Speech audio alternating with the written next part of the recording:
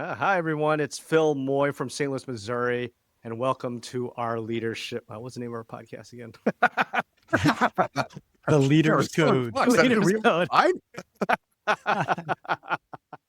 What are we doing here? Yeah. So I have to explain what happened here. So when we started this process, we bandied about names for the podcast, and we found one that we really liked. It was good. We looked online, made sure that there were no other podcasts or books with the same name, that we wouldn't be stepping on anyone's toes. We wouldn't be confusing us with their intellectual property. And it was fantastic. And so over the course of a year, we recorded episode after episode with this podcast name. And I go to then upload it to YouTube. And in the meantime, someone has created a podcast with that name. And you know what? It's great. I can't even be mad. Dr. Aliubi has done a fantastic job of making a podcast for women in leadership who lead with courage and wisdom and purpose. And so the material's fantastic. I can't even be mad about this, but we did have to change the name. So if you hear Leader's Code in here, we don't mean that. We mean something else. So without any further ado, welcome to... When the call comes in, leadership is everything. We analyze the data in real time, Making the tough decisions under pressure. Welcome to Stat Leadership. Hello, everybody. Welcome to our episode of our podcast. I'm Phil Moy from St. Louis, Missouri. I'm Chet Kharod from New Braunfels, Texas. Hey, I'm JR Pickett from Salt Lake City, Utah. Got it. And JR just moved to Salt Lake City. He was a Texan for a bit, but he's also through and through Midwesterner. So we'll accept you moving all over the United States here. I'm one step ahead of the law. As soon as they start kind of zooming in on me, oh, time to go somewhere else. This is our first episode of the Leader's Code. And so let's start with our basically intro to leadership, if you will, Leadership 101. And that's kind of defining leadership and its importance. What is leadership? I don't know. Do you want to help our listeners understand what it is? I'll hand the mic over to you, Chet, or you, JR, to get us started here. Yeah, I have some thoughts. I think this is one of those questions. The leadership and the discussion of leadership gets tossed around. If you walk through elementary schools and middle schools, there's posters everywhere that say, you are a leader and everyone is a leader. And while the sentiment is definitely valuable, I think what they might mean to say is we all have the potential to lead. If we look at what is leadership or what we call Leadership 101, there's probably some baseline or foundational things we can talk about, like what exactly is this magical thing? And then is it developable, or are you just born a leader? And if you're not born a leader, then, are you just out of luck? Does it come from being in a certain position in your organization? Do you just have to keep working away until you get that title and then all of a sudden you've got it?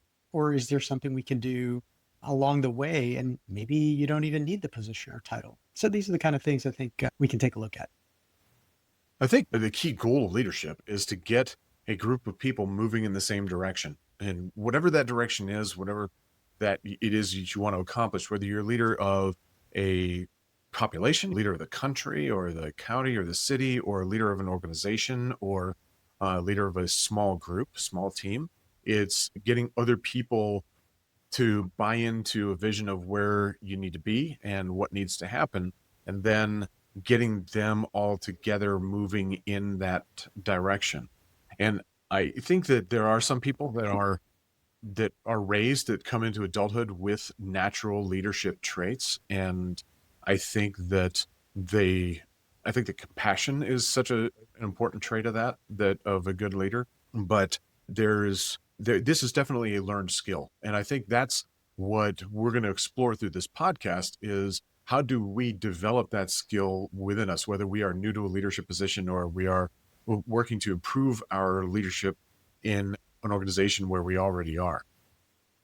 Yeah, I couldn't agree more. It's getting that group of people to move forward, but I agree with the one keyword that you said there is compassion, where everybody moves together, passion, with passion, enthusiasm. Obviously, there are examples of bad leaders out there who could get a group of people moving, but it's not with the same passion and enthusiasm. We think of dictators and whatnot. But yeah, I think leadership is that person which will say, let's go this way, let's all move together, and we'll work through the issues and the bumps in the road together. Now, what we're talking about is nebulous, and we have our new EMS medical directors out there. It's a very nebulous idea, this leadership. So I think what'll help solidify it for our listeners is if we give some examples of good or great leaders or some examples of inept bad leaders, because we can learn from both. Do you guys want to give us some examples of somebody that you think of as either a good or great leader or somebody who's like an inept or bad leader? Yeah, I think not only history, but our current and contemporary environment is full of options and examples, more local or more distant.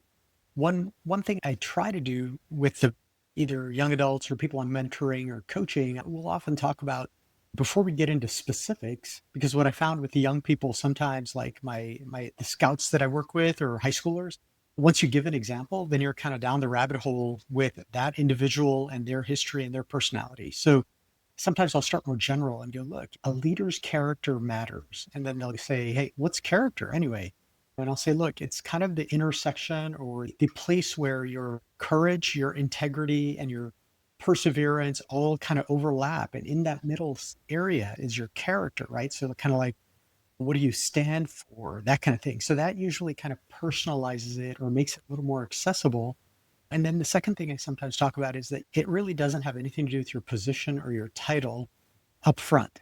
You don't have to have those to begin this journey. Even though a lot of times people that are charismatic and effective at something, they do find themselves in those positions with the right title and with the position.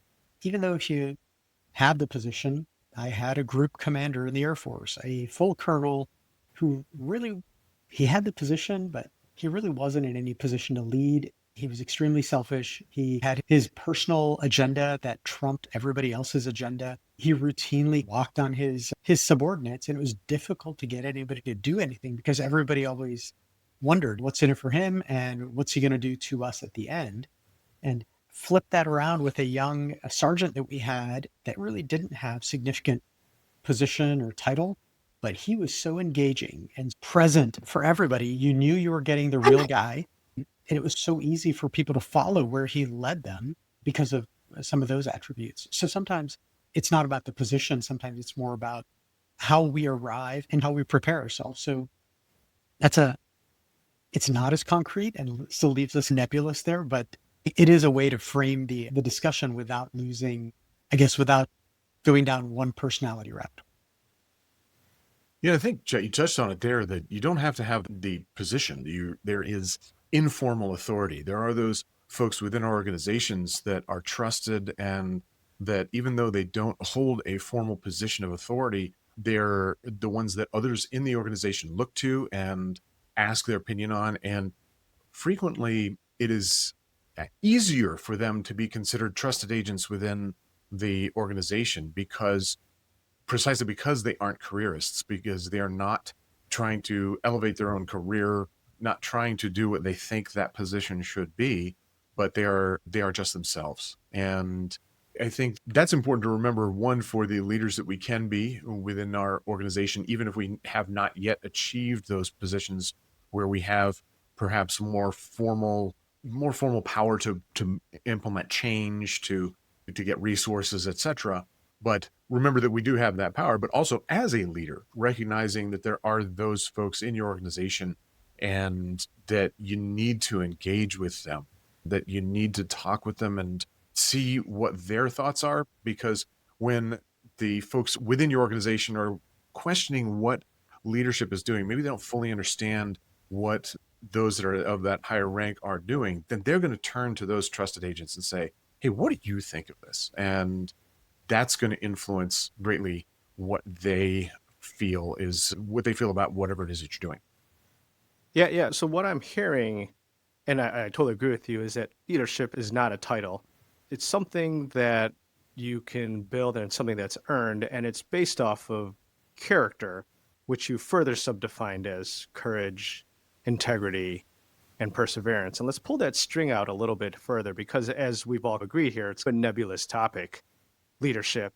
But we could talk about these character traits: courage, integrity, perseverance. Would you guys care to expand upon that as something concrete on a nebulous topic that our listeners can really latch onto and understand what that means to build a good character, which will in turn make you a good leader. Yeah, I think this is worth noting that also there's down the line, we can talk a little bit about leadership and self-awareness and really get into the details of this. But I think probably every good and great and successful project that we've been a part of began with some sort of dynamic and charismatic personality that we were all drawn to, right? Somebody was awesome and they made us feel welcome and empowered, and then we followed them. And a lot of times they were not magical. They simply were projecting who they are in a way we could relate to. So a lot of times I feel like integrity might be the foundational thing. I am this way, whether anybody's watching or not. I am this way, whether I'm getting any credit for it or not. When people are authentic like that, I think it sets a tone. And honestly, I feel like the really good leaders, they may be aware that they're in an organizational position and leading, but in private, when you just catch them one-on-one, they still have that same vibe and they're still real and you can kind of connect with them. So I think integrity is probably the main one, in my opinion. And then the other two, I think if you are going to do what you think is right, you're probably going to meet resistance, right? And you have to have enough courage to go, all right, I'm not winning any popularity contests here, but this is the right thing to do. Or, hey, I'm gonna lose something here. I might risk my own advancement to advance my people. That's worth it to me. That kind of thing. So some courage there. And then there's nobody that's advancing without setback. So in our family, one of our favorite points is there's setbacks, but if you look closely, or if you get a little downstream from them and look back, you might realize it looked like a setback, but it was a setup for something else, right? So perseverance is simply this inevitable forward progress. You're going to get knocked back and you're going to get back up and keep moving. And when a leader does that, I think it really invites other people to do that as well. So that's some thoughts for me on integrity, courage, and then perseverance. Yeah, for me, I think courage is the foundational trait of a leader. And I got to look up this quote. Of course, I don't have my notes with me. Damn it. But that the courage is not just a virtue, but it's the form of every other virtue at the testing point. And that you cannot be generous without being courageous. You cannot stand up for your people without being courageous. You can't push forward and depart from the status quo and innovate without being courageous. You can't be that leader that people look to in crisis unless they sense that courage from you. And what people are looking to from their leader is safety. That's why we have leaders. That's why we want them in those positions, is to help to give us safety in what we are doing. And I don't mean safety like, here, I'll baby you, I'll take care of you. What I mean is safety in the form of that you can be the best that you are and do the best that you can do. And those risks that you are taking as a member of the organization are diminished by that leader because they've got your back, because they are creating that safety for you. Yeah, I'll agree. And I think it all stems from these three. Integrity, obviously, Chet talked about it. It's doing the right thing when no one's watching her. And that kind of leads to authenticity, or being brave enough to be yourself in front of this group of people. And courage is doing that thing in which you're terrified of. I remember this great scene, and I think it was Three Kings. George Clooney's talking to a private, and he looks at the private. You're scared? And the private's, yeah, I'm scared. He goes, and the way this works is you do the thing that you're scared of, then you get the courage afterwards. And the private's, that's pretty stupid. He goes, yeah, but that's the way it works. Yeah, exactly. Yeah. And it's terrifying to be yourself and to let that out into the real world and to be authentic like that. But I'll tell you, what that does is, I think, a fourth component or growth out of these foundational character traits are, it develops trust. And part of trust, developing trust with your team, is to be vulnerable like that. And it all delves back to that integrity and courage. And perseverance, I would do a perseverance/grit, right? Yes. Inevitably, everybody's going to face that setback. There's always those bumps in the road. I do endurance races. Inevitably, I know there's going to be a point in that endurance race where I'm going to be like, this is stupid. why am I made to run X amount of miles and everything? This is so stupid. But having the grit to say, you know what, this is just me being emotional. I just got to keep on moving forward, one foot over the next, and we'll cross that finish line. And it sounds basic. It sounds very simple, but as we all know, simple things are the hardest things to do. Yeah, and I think a lot of times by being present, because that's the other thing, right? A remote leader that you can't see doesn't really do much for you where you are on the ground getting things done. So the leader that's present, and I think for EMS medical directors, this is a big one, right? Being present and then also having a presence. And those are two different things. But just first of all, being there where your people need you and can see you creates that connection. And like you said, that trust, right? And then from there, you can do a lot, not only for your organization, but for your people as well. One of my mentors used to say, what is a leader's job, right? And we would all try to come up with these fancy answers. And he's like, no, man, the number one job of a great leader and a good leader is to create future leaders. And we were all so busy doing our work. That kind of was just, we didn't get it at all. But I look at things now and I go, yeah, that there's definitely an element of inspiring, elevating, and empowering people. Sometimes you're blocking for them. Sometimes you're throwing them the touchdown. Sometimes you're just standing back while they throw the touchdown. And all of that is good. So You mentioned integrity too. And again, courage comes in that form of being able to stand up to yourself, to your own baser instincts as a human being. And we as leaders are still humans, and we have some instincts that may be counter to our leadership persona, these aspects of self-preservation that we may gravitate to in the absence of other influences. And having the courage to stand up to oneself and say, no, I'm going to do the right thing, then again, that comes from that courage. yeah, there's a great John Adams quote from back in the day where he says, if your actions inspire others to dream more, learn more, do more, and be more, then you are a leader. And obviously there's a lot in there to unpack, and we don't necessarily have to unpack now. But I love the idea that sometimes it's simply a matter of somebody thinks of you and they're like, okay, possible because JR's got my back, so I can give this a go. Or, Phil takes risks to help us when we're out in the field, and he's around. So if I get stuck by trying something, it's probably going to be okay. I can at least talk to him. Right. Let's be honest, JR doesn't have your back, Chet. Yeah. Cool.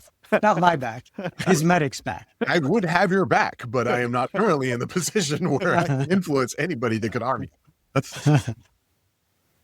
But your fellows Yeah, feel like you your have their back, fellows. so that's good.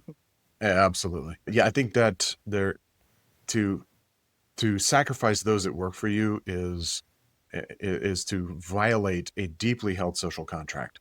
And like you say, having their back, the opposite of that is throwing somebody under the bus. And that is an unrecoverable event when it comes to a leader. If a leader is seen to throw one of their employees under the bus for something, then that is a catastrophic loss of rapport, not only with that person, but with everybody that witnessed it.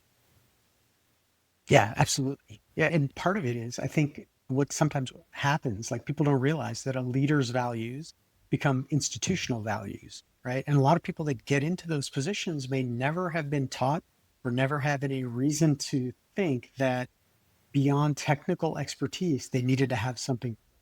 And if you look at a lot of organizations, and I'll just use medicine as an example, we don't really do a tremendous job of selecting and assessing people. We kind of use a surrogate process, like your grades are good enough to get into med school, and you scored high enough on the licensing exam to get into the residency, and you didn't muff it in your clinical rotations. So that's a different selection process. And we expect that process to kind of serve as a surrogate for picking out certain character traits and hopefully refining out others. But I don't think that residencies and fellowships really do that as much as we think they do. I think they used to. If you were Sir William Osler's medical resident, some people graduated that thing in 3 years because he was like, yeah, I think you're ready to carry the mantle of medicine and be a cup of strength to suffering humanity. And then others were like his residents for 10 years and they weren't going anywhere because they just weren't ready, but they were good followers. So that was Osler. Now we have a need to have these doctors in the field. And a lot of times we get people into those positions before they're quite ready. And honestly, I've had, when I was a fellowship program director, I had a little bit of a difficulty with a particular fellow. They were really smart, but really unable to engage with the medics in an acceptable way. And when I went back and talked to the residency director, I was shocked that the first answer was a little knowing smirk and kind of, Chet, let the buyer beware. And I was like, whoa, what are we talking about? Some of it has to do with, we assume that technical expertise or being really great at your job means you're going to be really great at the next level of leadership. And it doesn't necessarily translate. Yeah, I remember watching this video where Simon Sinek, he wrote the book Leaders Eat Last. He's talking about how he's interviewing a bunch of Navy SEALs because he was a consultant for them. And he's like a very high accomplished business. If you think about what Navy SEALs do, they create the best warriors in the world, et cetera, et cetera. And he asked them, he's like, what was your criteria, Mr. Navy SEAL, for a good leader, someone you could lean on who could lead your team into battle? And he created this wonderful graph where the y-axis was, I think, accomplishments, and the x-axis was trust. And this may be a little crude, but he'd be like, listen, they would pick the person they trusted most to be their leader, not the most high accomplished, right? Because you could be highly accomplished and not very trustworthy. And then define trust as, I could trust this guy with my wife overnight. They're military guys, right? But so they would even choose somebody who was less accomplished but very trustworthy than somebody who was more accomplished than that. And I agree with you, Chet. In the way we work in business and medicine especially, we look at people, hey, this guy's got a lot of research. He's funded by the NIH, and he's got a lot of PubMed and whatever you use to grade someone who's highly accomplished in research. So this guy would be a fantastic chair of emergency medicine, where he may not be very trustworthy and be like a terrible leader, which I think that kind of graph puts it into context for me is high trustworthy. Doesn't matter if you're not the most decorated physician, business person, military personnel out there. It's that trust part. And that, again, stems with that integrity, courage, perseverance that comes from that. And I don't think we do that because we are disingenuous or because we're idiots. I think we do that because some things are easier to measure than others. So yeah, lots of publications equals academic success equals can probably chair a department, not realizing the human factor, the emotional intelligence, that kind of thing. Yeah, JR, for example, you were going to say for example, JR. No, I'm kidding. something. I'm fucking No. with you. I'm still at the assistant professor level. So if you all look at Okay. accomplishments, like they're not there. Chet, you touched on it, is why are we selecting for these traits rather than training for these traits? Why is leadership and emotional intelligence and having difficult conversations and small team crisis leadership, none of that is part of the medical school or residency curriculum? And you're absolutely right. We value technical skill. And okay, this person passed all their exams and so forth, but we never rate them. Like, could they have a conversation? Like, are they going to straight piss off all of the nurses that they work with because of how they take this approach? Now, I have found that there are more departments that are creating faculty development workshops and that do work on these skills. A lot of these, what we would call soft skills, I suppose. And it's a tough thing. Like when we're selecting for fellows or residency, we just went through all the interviews for our fellowship candidates for next year. And in a very short period of time, in basically an hour, we're trying to figure out, okay, is this person really going to achieve a lot here? Are they going to carry the mantle of this program elsewhere? Are they going to help to build the bridges between this program and stakeholder organizations? Or are they just going to kind of be there? And it's so hard to tell. I've seen a lot of residents that came in with these great resumes that showed leadership, and then they just kind of ride with the current and don't really do much throughout their residency. I mean, they're not bad. They do. We need people to fill those seats as well.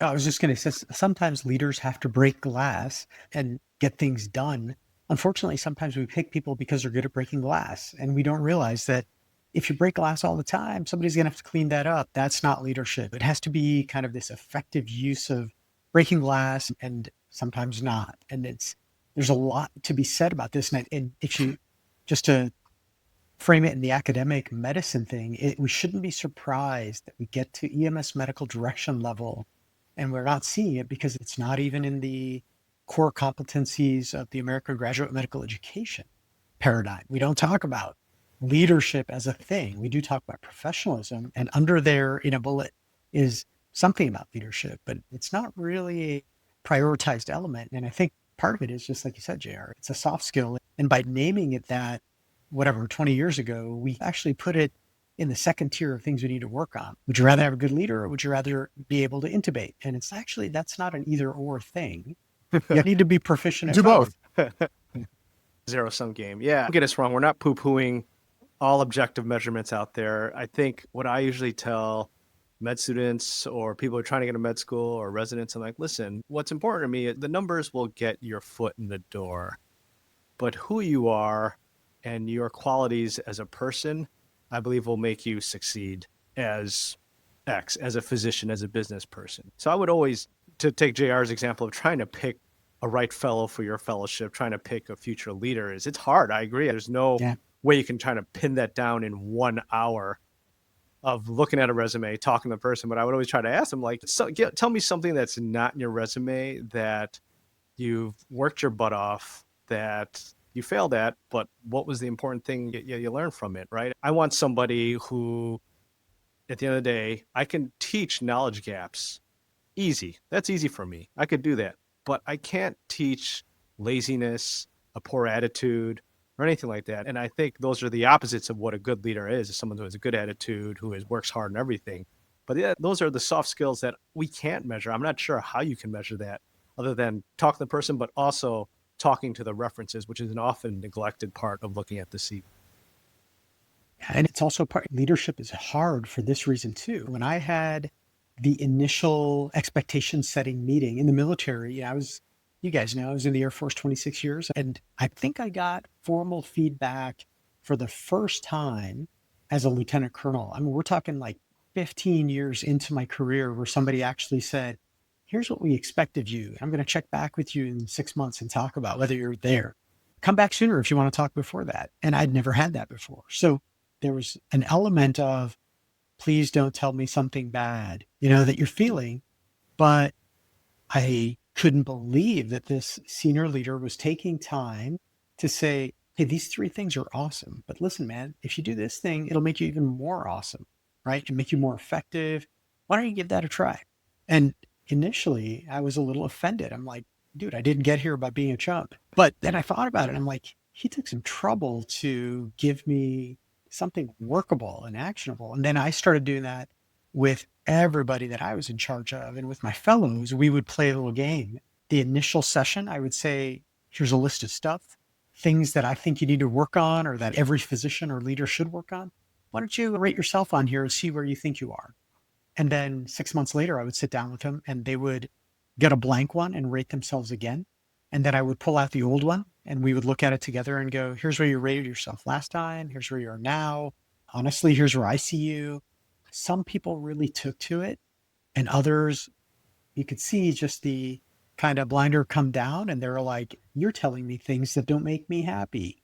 I'm out. So their eyes were open, but there was nobody home anymore. And that was a leadership challenge. I had to figure out a way because sometimes the people that were most impervious to feedback were actually the ones with the most potential. They just didn't know how to take feedback. So it's not easy doing this, but I think it's so important. And honestly, I used to say, somebody asked me, they're like, why do you keep doing fellowships? Because I've done 2. And I was like, yeah, fellowship is like this chance to revolutionize yourself personally and professionally. There's nothing quite like it. So it's not for everybody, but it's this immersion where I got to be a training medical director 24 hours a day for 2 straight years. Great opportunity, especially because the people that were my bosses were willing to get down there with me and go, this is good. This could be better. I think the impervious to feedback part, that is a trait that you need to select out of your organization when it comes to leaders. And I think it comes back to safety. If you're my leader and you're giving me feedback that is hard to hear, that's negative, do I feel like I'm on the chopping block when that happens, or do I feel that this is developmental for growth? And how that is couched is not necessarily, it doesn't have to be dumbed down or watered down or, yeah, you're really special. We all think that you're handsome. It's just that you can't put together a coherent sentence. You can't water stuff down. In a lot of high performing organizations, you mentioned the SEALs, but special forces, PJs, all of this, doing that hot wash, that candid feedback to people. It's not a kick in the face. Like, oh man, I'm not gonna, I'm gonna get kicked off the team. No, you're not. Like, hey, here's where you screwed up and need to do better. And okay, cool. But there's that safety that it's okay. I can take that feedback because I know it's intended to make me better, but it's not the opening salvo of my letter of, hey, thanks very much, but bye-bye now. Yeah, yeah. And what I'm hearing is another character that I think is so crucial for being a good leader that I'm hearing here is humility. And not only for the person getting the feedback, but also for the leader too as well. I'm reminded of this phenomenal study of, I forget the name of this researcher, but she looked at all the Medal of Honor recipients and tried to find the character traits that would make somebody highly probable of getting a Medal of Honor. And the number one character trait was humility, right? The whole Band of Brothers Colonel, was it, who's the head of the Band of Brothers? Major Dick Winters. Major Dick Winters. Fabulous saying. I don't consider myself a hero, but I've served in the company of heroes. The humility to say that, I mean, and that's why he was Colonel Dick Winters, right? Because he was so humble. But also, for anybody out there, listen, feedback is hard, but you have to be humble and say, yeah, there's always things I can improve on, and take that word to heart. And the other thing I'd like to comment on is just what Chet and JR were saying, where some of those people who have those blinders on and the ones who have the most potential for leadership, but the hardest to give feedback on, is that whole scene in Kung Fu Panda. I know I keep on referencing movies and all this stuff. That's a classic. Yeah, that scene where you're a leader, I think you guys know what I'm going to mention here, is when Dustin Hoffman's Red Panda sensei is talking to Kung Fu Panda, who is this obese panda trying to learn Kung Fu. He's, listen, I've realized when I try to teach you like I've taught my other 5 warriors, you stink, you suck. But that fault is mine. It's my responsibility because I have to change the way I teach. The way to get through you is with food. And there's a whole hilarious training episode with how he uses food to motivate him to become this dragon warrior, Kung Fu master and everything. So as the Kung Fu Panda says, there is no extra charge for awesomeness or attractiveness. Yeah, I think playing to your strengths there is a big part of leadership. And this was some advice that I gave to a friend who had been given some advice by a couple of very accomplished folks in the field. She's like, I'm not really sure what to do with this, because the advice that they had for her, which had worked very well for them, would not work well for her. Because their advice is, well, you have to be distant and standoffish, and you're in this sort of tower. The thing is that this friend, her true strength is that she's extremely affable. She's very well liked by people who meet her and work with her. And my advice to her was, play to your strengths. So you have that strength. I'm not saying that these other folks who gave you that advice don't have that as a strength, but because I also know them and I love them and I find them that they're wonderful. But so that, as a leader, find that strength that you have and bring that to your leadership personas. So if you're very affable, you interact very well on a one-on-one or small group basis, cool. Make that part of what you do as a leader, versus maybe you are a very polished, great spokesperson for the organization, and you have this like, wow, they're super smart, and that comes off. Maybe that's what your strength is, but whatever it is, play to that. Advice that I got, speaking of the martial arts reference, from my sensei when I was in competition in judo, which was, when I get out there on the mat, I'm getting my grip and I'm sort of waiting for my opponent to do something that I can then react to and do what I want to do. And he said, look, man, don't do their judo, do your judo. And to get out there and just, no, don't try to be reacting to other folks. You know what your strengths are. You know the things that you do well. So get out there and do that a lot. Yeah, yeah. And then, of course, the extension of that, right? Once you first, you have to identify your strengths and then play to them. And then realize that without putting yourself down, you can always be developing new strengths, right? And then next thing you know, you've got many tools in your toolbox instead of being that leader that has a hammer so everything looks like a nail. Now, all of a sudden, you have many tools to choose from because by leveraging your strengths, you gained credibility, you gained confidence, and now you're in play in many more situations than you may have been early in your career. Note to self, do not judo fight JR Pickett. Yeah. He's just going to yeah. come out and deck me. I'm like, hey. I don't know. I'm getting old and slow, so I don't know if I'm quite the fighter that I was once. More than I do, I'll tell you that. That's right. I think that self-awareness is so important of what your strengths are and what your weaknesses are. Of course, we always want to figure out what those weaknesses are, see where we can develop them. I think it's impossible for us to be a jack of all trades as leaders. And there may be situations in which you are born for and do really well. I mean, there's some people that are just fantastic at crisis leadership and bringing folks together in a crisis where there's a lot at stake. And there are others who are maybe not that person that you want in a crisis, but their ability to forward think and plan and bring together stakeholders and to think strategically, if you will, that's their strength. And so whom do you want in different situations? It doesn't have to be the same person. And especially when you recognize this within your organization, there are multiple leaders within your organization, and using them for their strengths in various roles will help to move that organization forward. Yeah. And I think the more observant you are as a leader, the more you realize that there's certain repeating behaviors that novice leaders tend to put out there. And you can track where somebody might be on their leadership evolution based on the types of approaches they're taking to recognizable situations. And I see this with a lot of the youth programs where I work, and you'll see the person who gets put in charge, but they're not really necessarily comfortable, or maybe haven't had the chance to develop that. So they tend to be louder, they tend to be more directive, they tend to be really quick to jump on people. And there's a little bit of a trend toward blame shifting. That wasn't me, man. My team is no good, that kind of thing. As opposed to, as they get a little more seasoned, they get a little more mileage, they get a little more experience, and then they're like able to say, hey, team, we didn't do this great, but here's things we did do well, and here's how we're going to fix the other thing. You'll find that they don't need to be up in front of everybody commanding and doing the military knife hand at people. They can be side by side with them instead of necessarily in their face. That as you get more experience, you realize that different situations require something different. And hidden from all of that is how you got there. There's a great mass casualty experience that I had. I was a captain so early in my career. This was before I even had residency training. In May 1999, I was at Tinker Air Force Base when the Category 5 tornadoes ripped through Midwest City and just devastated that whole community.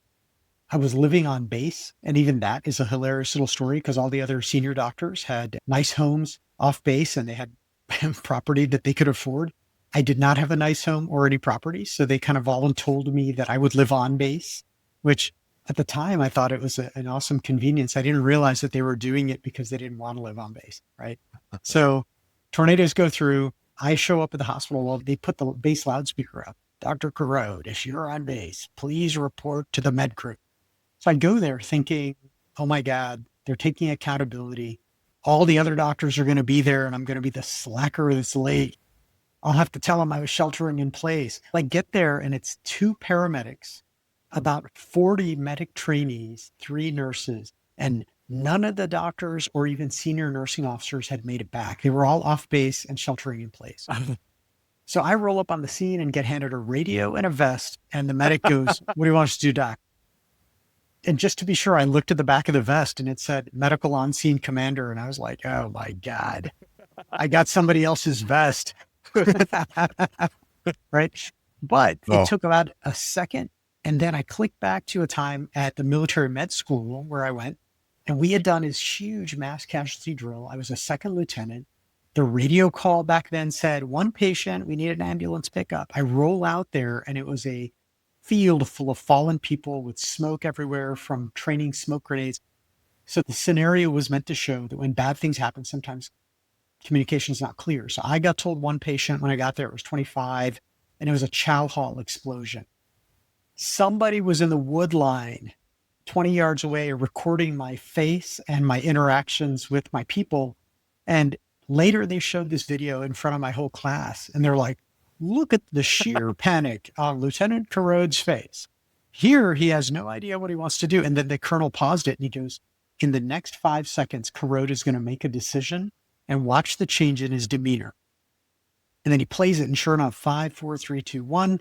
I had a plan. You could see the change in my face. And I went, boom, here's what we're doing here. And it wasn't all right, but it was movement, right? Forward movement. Fast forward 5 years. And now I'm at this tornado scene.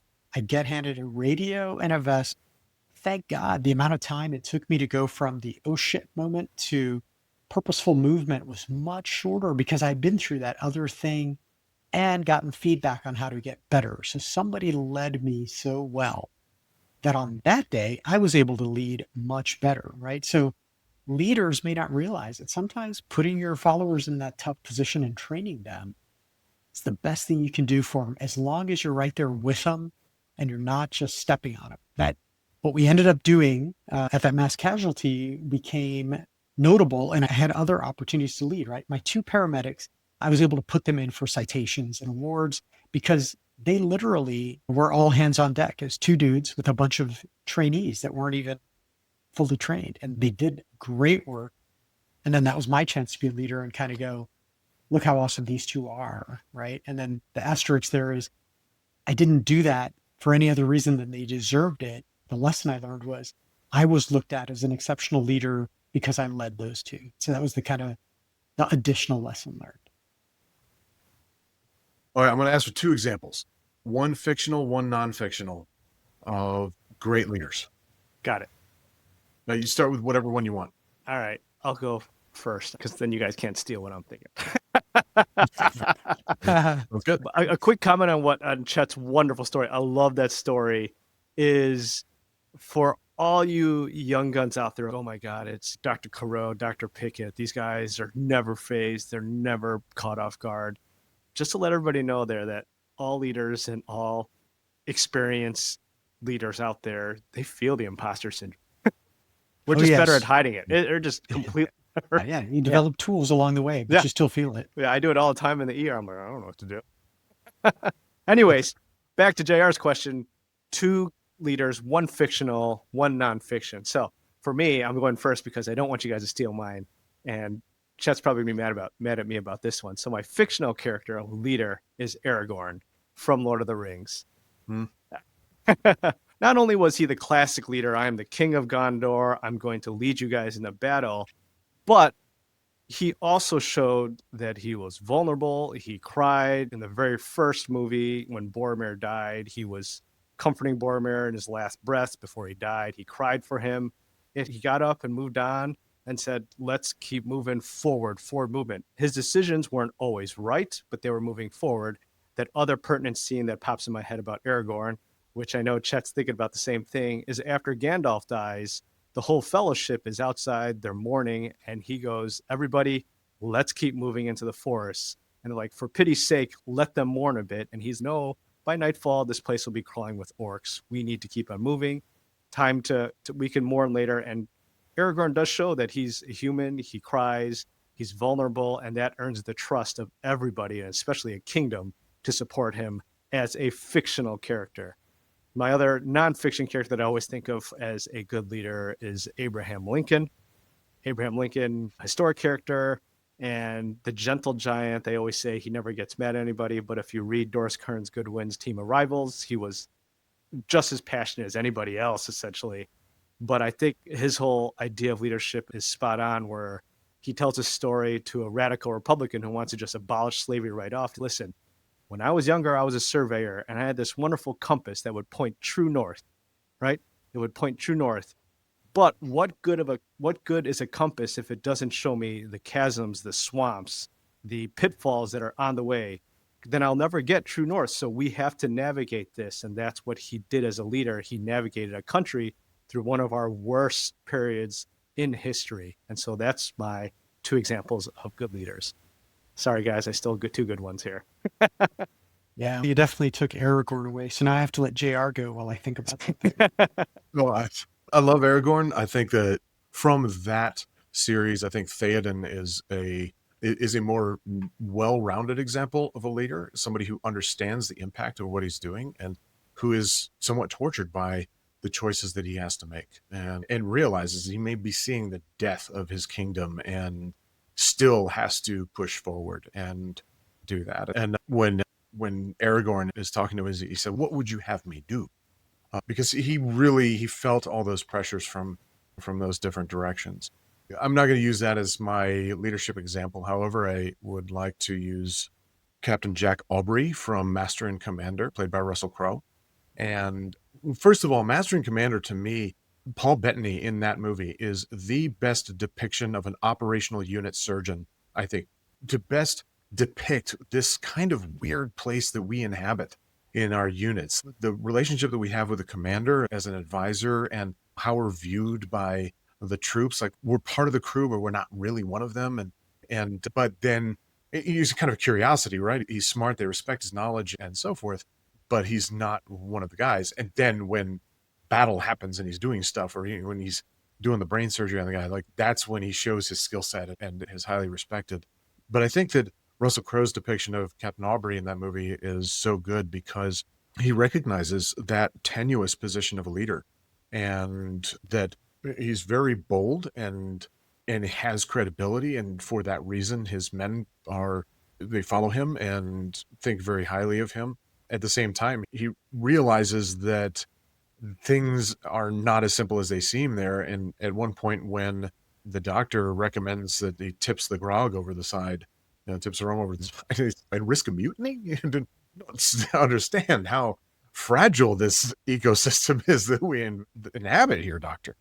And that shows that he has respect for the people that work for him and are in that setting with him, and that he realizes there are some things that he can accomplish and some things that he cannot, and that he has to make the hard choice, realizing that certain decisions that he makes are going to be unpopular, and they are decisions that have to be made, but he knows it's not going to sit well. He knows it's going to be hard for them to get it, and he knows that he's going to have to do something to improve the morale amongst the troops that he's leading. And so that's why I like him.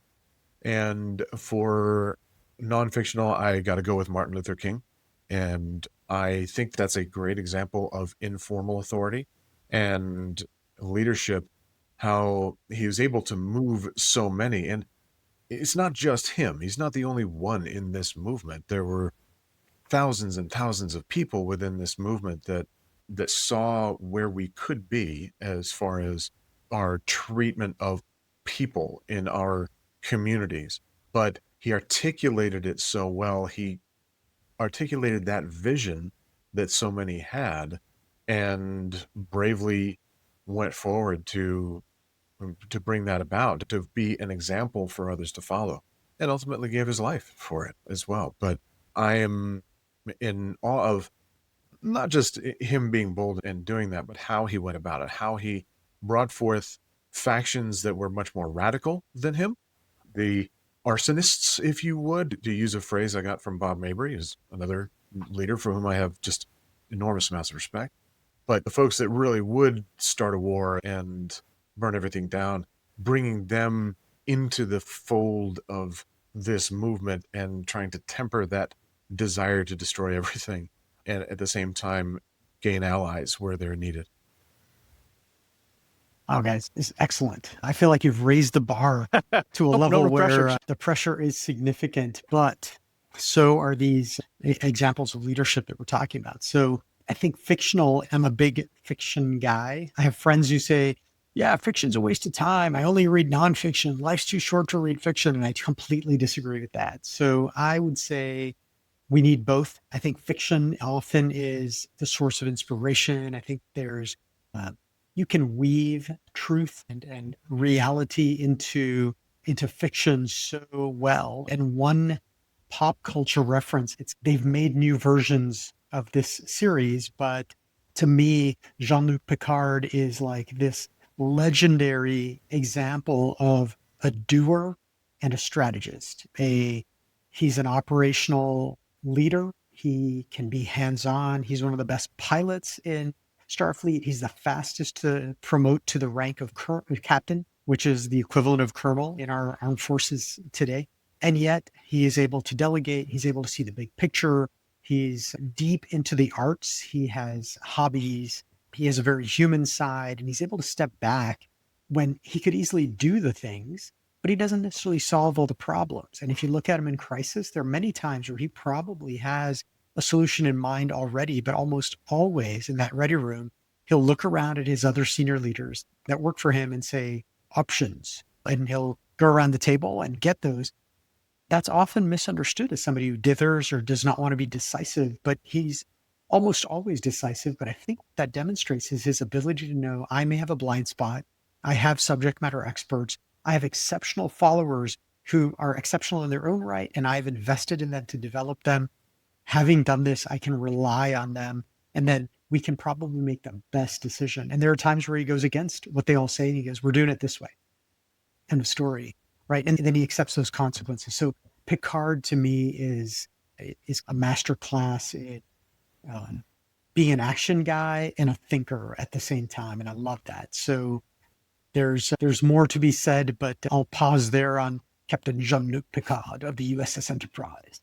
I'll also say, in terms of non-fictional leaders, there are great examples around, and not necessarily all of them are well known. So it's difficult to have somebody with universal appeal. But to me, growing up, I very much admired Mahatma Gandhi. And then as I got older and read more about him, I had even more respect for him when I realized the errors that he made and the humanity and the frailty that he had and the fact that he was wrong and sometimes didn't see it. And yet he was able to be so authentic and stick to his values to such an incredible level that it moved an empire out of India in a way that no force on force violence would have been able to do.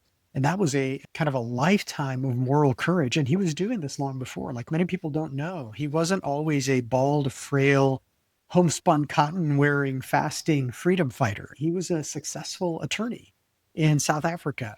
And he over and over faced racial tension and even physical abuse for being the wrong kind of person.